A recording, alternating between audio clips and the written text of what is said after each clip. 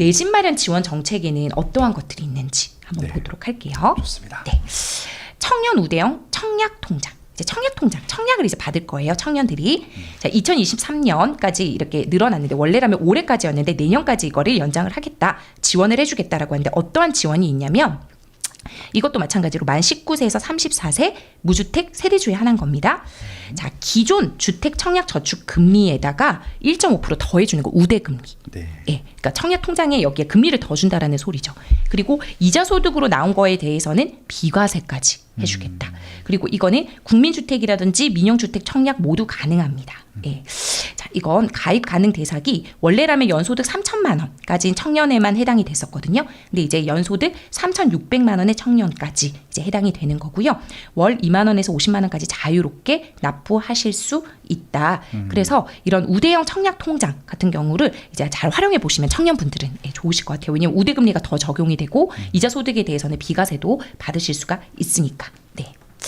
자, 그다음에 민영주택에 관한 신혼부부 및 생초 특별 공급에 대해서도 한번 추가적으로 이제 혜택이 추가가 되었다고 하는데 한번 볼게요. 자, 혼인 중이거나 유자녀 가구에게만 적용되던 것이 이제 지원 조건이 좀 늘어났습니다.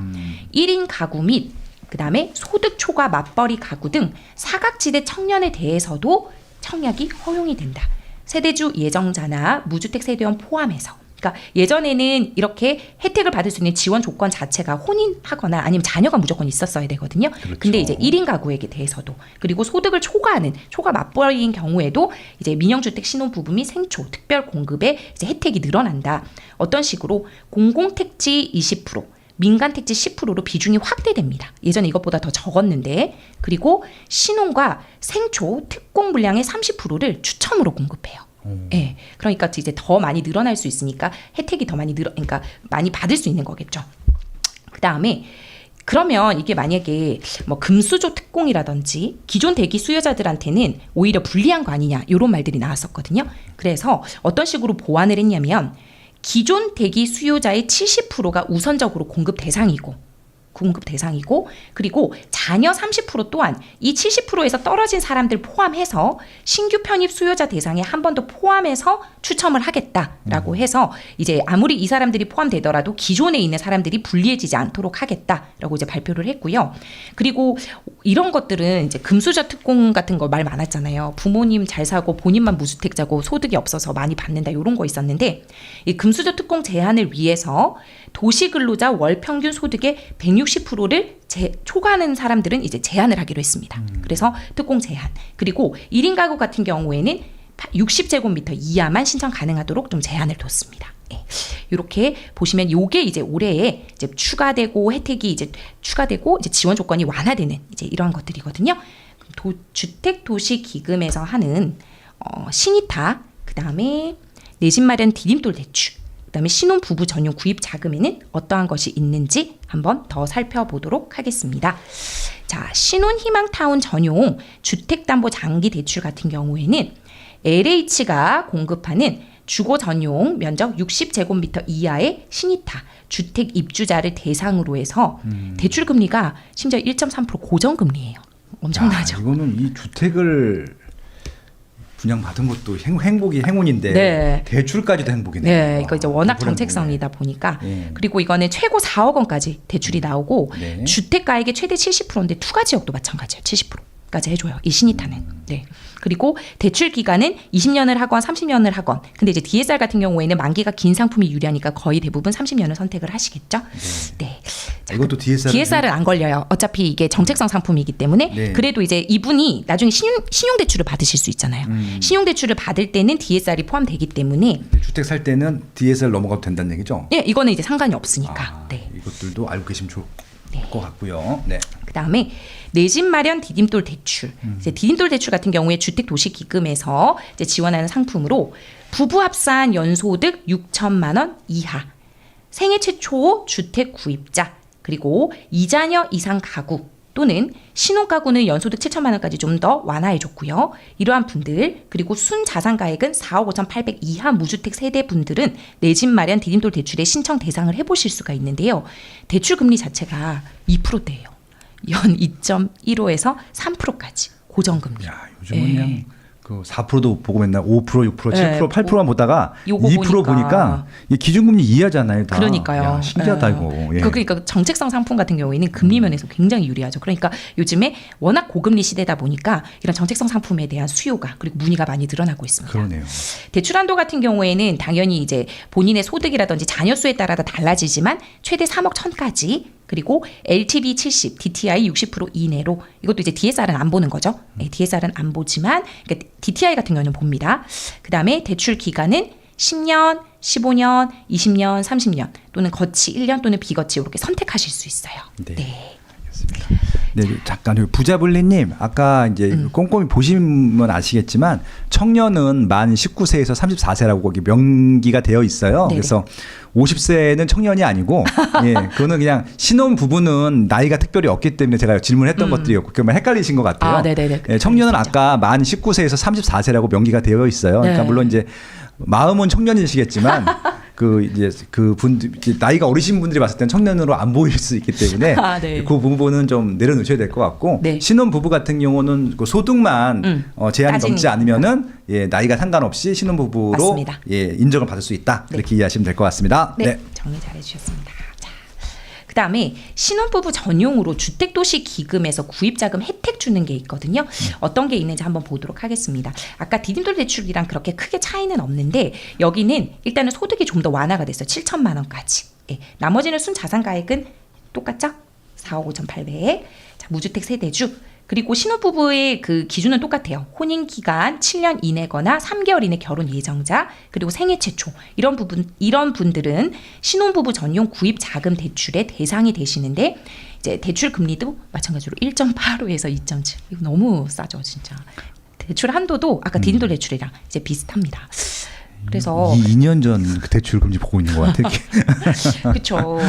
이게 완전 절이었을 텐데 지금 너무 싸 보여서 그러네요. 이게 신혼부부 전용 구입 자금이라든지 디딤돌 대출 같은 경우는 해당이 되시면 이제 사용하시면 좋은데 이게 디딤돌 대출 같은 경우에는 약간 꿀팁이 뭐냐면 주택을 사면 안 된다는 추가 매수 금지 약정이 없어요. 그러니까 이제 잘 활용을 해보시면 되겠죠. DSR에도 안 걸리니까. 네. 자, 그래서 제가 이거를 정책성 주택담보대출 10월 기준으로 이거 한번 가져와 봤는데요. 이거를 이제 말씀드리는 이유는 우리가 이때까지는 이렇게 전반적으로 다 봤어요. 그렇죠? 청년을 위주로 신혼부를 위주로 제가 오늘 다 말씀을 드렸는데 전월세 지원 정책이라든지 보증금 정책이라든지 또는 이자 지원이라든지 공급 뭐 행복주택 매입 임대주택 이런 것들이 있는데 결과적으로는 우리가 내 집 마련을 하고 싶잖아요. 그렇죠. 예, 내 집 마련을 하러 올 때 사실은 이 대출들이 여전히 유효하다. 예, 많이 질문이 가장 많이 일어나기 때문에 이 대출들을 어떻게 활용하실 수 있는지는 굉장히 중요한 문제 같습니다. 그리고 요즘에 집값이 좀 이제 하락 기조를 보이고 있지만 6억 이하의 그 주택들이 굉장히 그래도 그나마 많이 거래가 되고 있다고 하는 이유는 이 보금자리론과 디딤돌 대출 영향이 크다고 보거든요. 보금자리론 같은 경우에는 주택 가격이 6억 원 이하 아파트를 살 경우 네. 디딤돌 대출 같은 경우는 방금 우리가 봤죠. 5억 원 이하. 물론 대출 한도는 이게 연소득에 따라서 자녀에 따라서 다 달라집니다. 그리고 보금자리론 같은 경우에는 마찬가지로 DSR을 보지 않지만 대출 이자 같은 경우에는 디딤돌 대출보다는 정책성이지만 이게 HF에서 워낙 운영하다 보니까 4%대죠. 예, 여기서 더 이상 올리지는 않겠다고 했는데 그래도 이 디딤돌 대출에 비하면 조금 이제 부담이 있는 거죠. 예, 그리고 보금자리론 같은 경우에는 다 아시다시피 집을 사면 안 되죠. 그렇죠. 예, 집을 사면 안 되는데 이번에 9월 15일자로 어떤 게 나왔냐면 원래 보금자리론은 전입을 유지해야 되거든요, 무조건. 그렇죠. 근데 9월 15일 이후에 대출을 신청하는 사람 완료분부터는 전입 유지 의무가 없어졌어요. 맞아요. 그러면 그거는 어떻게 전입 의무가 없다면 우리가 어떤 식으로 활용해 볼 수가 있겠죠? 전월세 줄 수도 있고, 그렇죠? 그렇죠. 그러면 선대출 후전세 같은 투자 방법이 들어갈 수도 있어요. 보금자리론. 특히 이건 DSR 안 보잖아요. 보금자리론은. 그렇죠. 네, 그래서 제가 뒤에 보금자리론을 활용한 꿀팁도 좀 넣어는 놨어요. 왜냐하면 이거 오늘 특강이네 완전히. 왜냐하면 방금과 같은 여기까지는 사실 검색해보면 다 나오는 내용인데 또 그렇죠. 빠세 오시는 분들은 그래도 꿀팁 얻어 가야 되잖아요. 그럼요. 예, 그래서 지금 40분 정도 들어주셨는데 네. 예, 한번 비교를 해보고 이 어떤 식으로 내가 투자의 방향까지 가져가야 되는지가 이제 결론이 돼야 된다고 생각을 하거든요. 그렇죠. 예, 이 보금자리론까지는 이제 DSR을 받지 않기 때문에 뭐 신용대출 1억 원까지 활용을 같이 해서 갈 수 있는 부분. 예, 뒤에 가서 한 번 더 정리해 드릴게요. 네. 일단 좋아요 좀 줘주세요. 좋아요. 좋아요가 택도 없어 지금. 아 진짜? 예, 이런 특강을 듣고 계신데.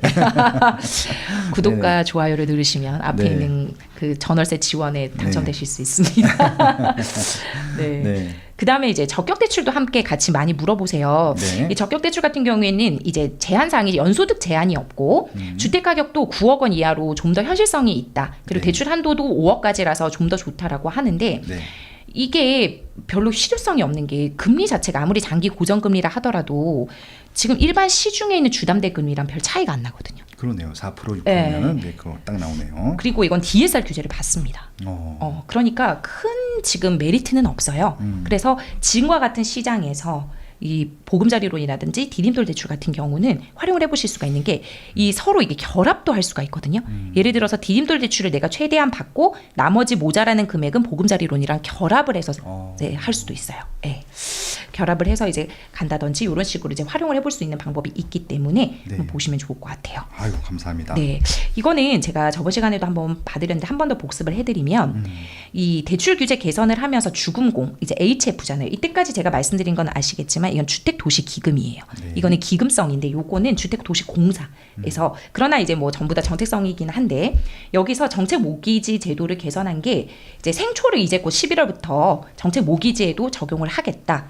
그리고 아까 제가 맨 처음에 러프하게 설명해 드렸을 때 이제 최장 만기 50년짜리 장기 모기지로 나온다고 했잖아요. 이게 보금자리론 적격 대출 예, 이때 이제 해당이 됩니다. 그렇죠. 자, 만기 상품은 여전히 만 34세 이하 청년이거나 7년 이내 신혼부부로 한정이 되는데 이렇게 되면 보금자리론 같은 경우에는 DSR을 보지 않기 때문에 상관없겠지만 적격대출 같은 경우에는 만기가 확대되면 DSR이 유리해져서 대출 한도 확대 효과가 있을 수 있는 거겠죠. 예. 그리고 이제 청년 신혼부부 40년 만기 보금자리론에 우리가 그때 채증식 상환 방식 확대로 상환 부담 완화 그쵸? 이렇게 하는 거 이런 이용 부담 같은 거 이제 할 수 있는 거 그리고 이런 만 39세 이하인 분들은 만기를 선택할 수 있는 거 자기가 유리한 대로 할 수 있다 이런 것들도 있었습니다. 자 그리고 이러한 아까 말씀드린 거 그대로요. LTV 생초 LTV 80% 완화는 보금자리론 적격 대출 모두 적용되나 DSR은 보금자리론에는 적용되지 않고 적격 대출에만 적용되기 때문에 왜 우리 장래소득 같은 거 인정했던 거 기억나시죠? 20대한테 50% 이상 더 해주고 왜냐하면 지금 당장은 연봉이 적지만 앞으로 연봉을 더 벌 거를 대비를 해서 장래소득 인정 금액으로 가져와서 소득 금액을 늘려줬단 말이에요. 그렇죠. 예, 그러면 DSR 같은 경우에는 아시다시피 소득이 높을수록 만기가 긴 상품일수록 금리가 낮은 상품일수록 유리해지기 때문에 만기가 긴 상품을 많이 찾고 소득을 늘리는 게 굉장히 중요해요. 근데 20, 30대 같은 이런 청년 신혼부부 같은 경우에는 소득이 40, 50대에 비해서는 적기 때문에 장래소득 인정 확대가 굉장히 중요하거든요. 그래서 이 장래소득 인정 확대를 보금자리론에도 해당되나요? 이렇게 여쭤보시는 있는데 그건 DSR 산정 시 가는 거기 때문에 적격대출에만 해당된다라고 이제 정리를 하시면 될 것 같고요. 나머지는 한번 읽어보시면 될 것 같고요. 마지막으로 이제 제가 보금자리론이 그래도 지금 이제 아무리 봐도 예를 들어서 내가 지금은 저금리기 때문에 전월세로 일단은 갔다가 나중에 내 집 마련할게요라고 하는 분들한테는 이제 어떻게 말씀을 못 드리겠지만 그래도 이 기회에 내가 보금자리론 같은 거라도 활용을 해서 내 집 마련을 하겠다 하는 분들에 한해서는 제가 이제 활용 방안을 조금 야, 네, 정리를 해봤어요. 이거 한 장은 돈 주고 팔고 싶다. 이건 사실 강의용이어가지고 그러니까, 예. 사실 다 풀어드리지는 못하고 네. 강의 들으신 분들이 이제 정리가 되실 거예요. 아 이거 그렇습니다. 뭐였다라는 거 그렇죠. 그리고 이제 안 들으신 분들도 아 이렇게 활용 가능하구나라는 방법이 있다라는 거 네. 정도 알아주시면 좋을 것 같아요. 네, 강의를 한번 들어보셔도 좋을 것 같아요. 네. 예, DSR이 미적용되잖아요. 보금자리론이. 그러면은 어떻게 된다? 우리가 지금 DSR 같은 경우에는 2022년 7월부터 총 대출액 1억 원 이상인 경우에 차주별 DSR 대상으로 들어오잖아요. 네. 그러니까 신용대출도 1억 원 이상은 못 내. 왜냐하면 그럼 바로 차주별 DSR 대상이 되니까. 맞아요. 그러니까 이제 보금자리론이 최대 만약에 내가 해당이 돼서 조건이 돼서 3억 6천까지 끌 수 있는 사람이라면 배우자별로 각각 1억 미만으로 신용대출을 실행한다고 쳐볼게요. 네. 그러면 최대 5억 6천까지 내가 대출로 레버리지 활용이 가능한 겁니다. 그렇죠. 네. 그러면 내가 만약에 6억짜리 집을 산다. 그럼 4천만 원만 내 돈 들어가고 나머지 레버리지 이제 고정금리로 이제 활용하실 수 있으니까 좋은 거잖아요. 네. 그리고 1억 이상 풀로 신용대출을 실행할 경우 만약에 어떤 배우자가 그렇게 되면은 이 내 돈도 자기 자본도 안 들어갈 수 있는 경우가 있을 수 있거든요. 그렇죠. 그렇게 되면은 그 배우자는 차주별 DSR에 걸리잖아요. 그러면 어떤 식으로 명의를 짜보는지 대충 감이 오시겠죠. 네. 예, 이거는 정확히 설명은 제가 강의에 풀어드렸고 네. 한번 활용해 보실 수 있을 것 같습니다. 뭐 간단히 말하면은 네. 혼인 신고 안 하면 상관없죠. 근데 넘어가겠습니다. 네. 아, 네. 혼인신고를 안 하고 사실은 이제 선대출 후전세 방법들 뭐 이런 거 여러 가지 있어요. 근데 방송에서 말씀드리기가 농담이었습니다. 네. 네네. 가정 해체는 제가 추천드리지 않습니다. 예. 근데 사실은 강의에는 사실 이제 신혼부부들 중에 혼인신고 하시지 않는 분들이 어떤 식으로 대출을 활용하실 수 있는지는 풀어드렸어요. 네. 네. 강의를 꼭 들어보시라 말씀드리도록 하겠습니다. 네. 그러나 저는 분명히 말씀드리지만 혼인 신고하셔라. 네. 예, 지원. 대출 받기에는 사실 유리한 게 사실이죠. 사실. 네. 알겠습니다. 그리고 이제 보금자리론 같은 경우에는 아까도 말씀드린 대로 디딤돌 대출과 결합을 해서 네. 만약에 내가 디딤돌 대출로 최대 3억 1천까지 쓸 수 있다. 그럼 나머지는 5천만 원은 이제 보금자리론. 예. 근데 이런 질문이 있으시더라고요. 그러면 요렇게 디딤돌 대출과 결합한 보금자리론 같은 경우에는 집을 사도 돼요, 안 사도 돼요 이렇게 여쭤보시는데 네네. 요거 5천만 원 갚아야 돼요. 갚고 디딤돌 대출만 놔두면은 상관없는데 이거 있는 경우에는 보금자리론에 그 의무도 들어가야 되기 때문에 주의하셔야 됩니다. 그렇죠. 일단은 집을 한 채만 산다는 조건인 거고 네. 추가로 사는 것들은 또 별도 전략이 필요하다는 얘기죠. 네, 알겠습니다. 근데 사실은 또 밑에 있죠. 네, 알겠습니다. 네. 그리고 아까 말씀드린 거 네. 2022년 9월 15일 신청분부터 보금자리론 전입 및 전입 유지 의무가 폐지되었기 때문에 이것도 네. 제가 아까 선대출 후전세라든지 이런 여러 가지로 이제 활용해 보시라고 했죠. 자, 그리고 근데 내가 이거를 보금자리론을 받고 그냥 내가 투자자 인생을 살기로 했다. 그래서 주택을 좀 매수했다. 줍줍에 당첨됐다. 막 이렇게 되면 기한이익 상실되거든요. 네. 기한이익이 상실된다라는 거 한마디로 대출금 갚아라 이거예요. 그러면 보금자리론을 회수해야 돼. 그렇죠. 그러면 방법이 없느냐? 부평님 저 어떡하나요? 막 이러면 사실은 기한이익 상실권을 대환하는 방법이 있습니다.